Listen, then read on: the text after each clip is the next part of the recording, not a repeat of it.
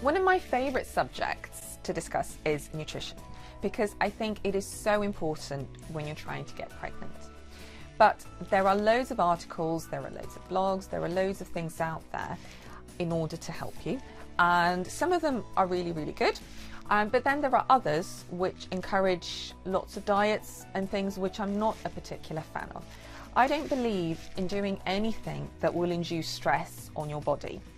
And I think the minute that you see a diet starts to do that, for me, starts to have a bit of an opposite effect, because stress has huge implications for your ability to get pregnant, and it's definitely something that you should be trying to avoid.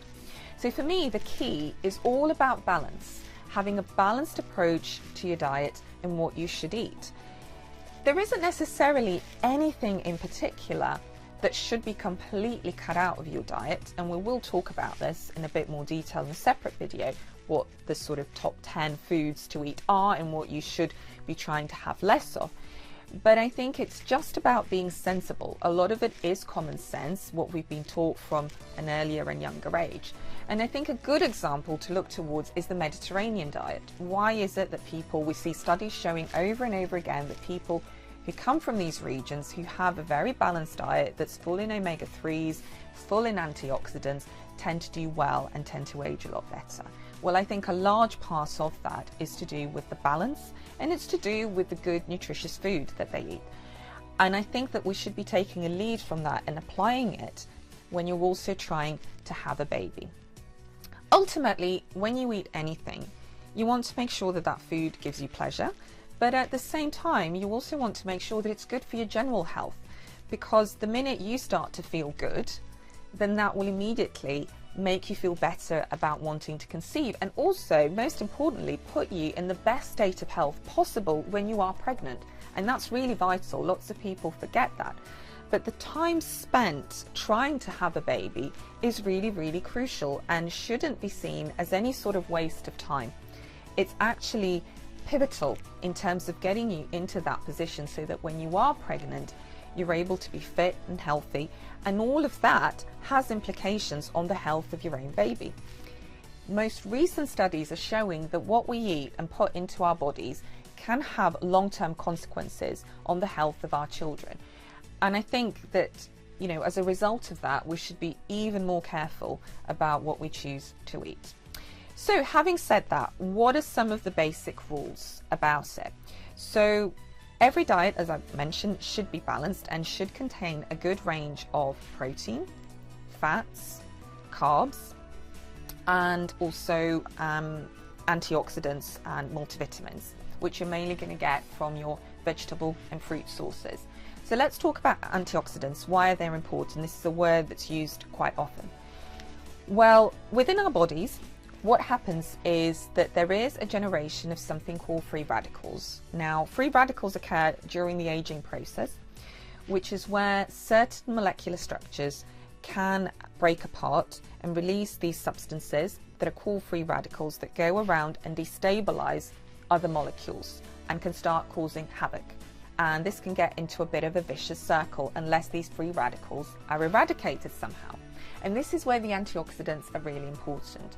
Once you take the antioxidants into your own body, they scoop up these free radicals and get rid of any of the damage that they might potentially cause. And part of that damage is aging to the sperm and also to the eggs.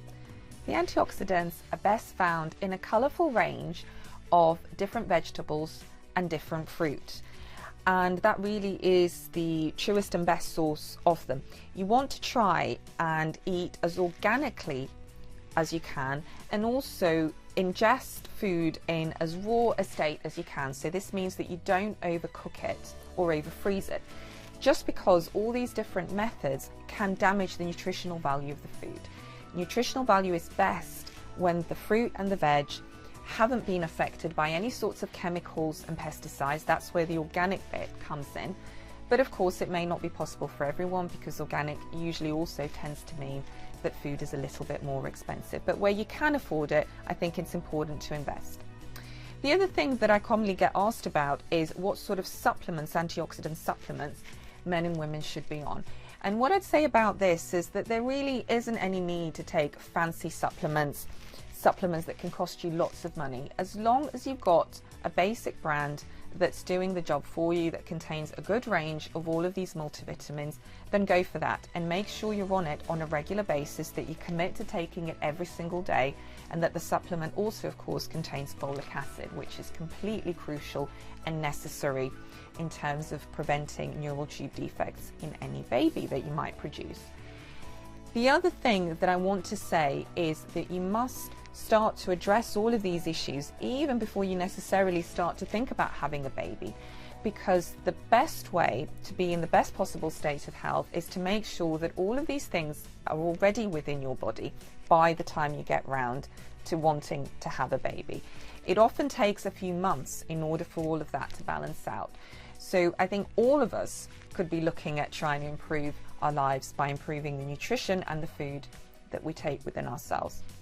I'm going to be doing separate videos on all the other components to your food, and hopefully that will give you a little bit more detail about what you should and shouldn't be buying.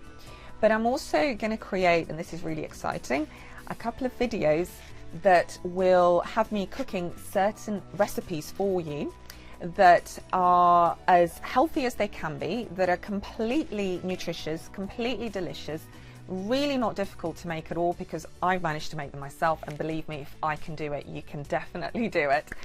And the key is that they're simple, that they're fast to make at the end of a long day, and that there's something that you can keep reusing.